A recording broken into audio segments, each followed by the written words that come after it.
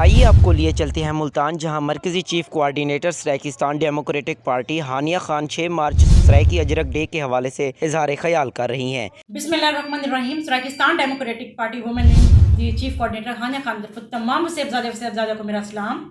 سب تو پہلے میں اہل وسیب کو خصوصاً اپنے قائد محترم رانا فراز نون صاحب کو تے انہوں تمام لوگوں کو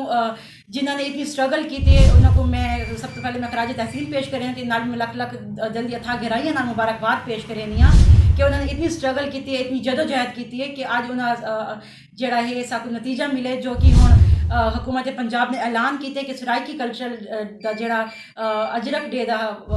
ڈی ہے وہ سرکاری سطح تے منایا وے سی ہر سال بھرپور طریقے نال، جویں سندھ ڈے جویں منایا وے نے، جویں کہ بلوچ ڈے منایا وے نے، ایویں ہی ہن سرائیکی ڈے بھی جڑا ہے وہ سرکاری سطح تے منایا وے سی تے انشاءاللہ اوڑی ہن دور کوئی نہیں جڑا سارا سرائیکستان صوبہ اساں حاصل کر گن سوں تے ان نال ہی میں ہن دوبارہ اپنے وسیب زادیاں کو تے وسیب زادیاں کو خصوصاً میں ان تمام لوگوں کو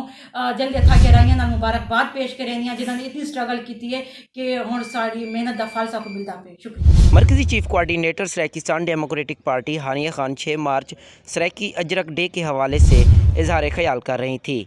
مزید اپڈیٹ کے لیے دیکھتے رہیے آپ تک ٹی وی۔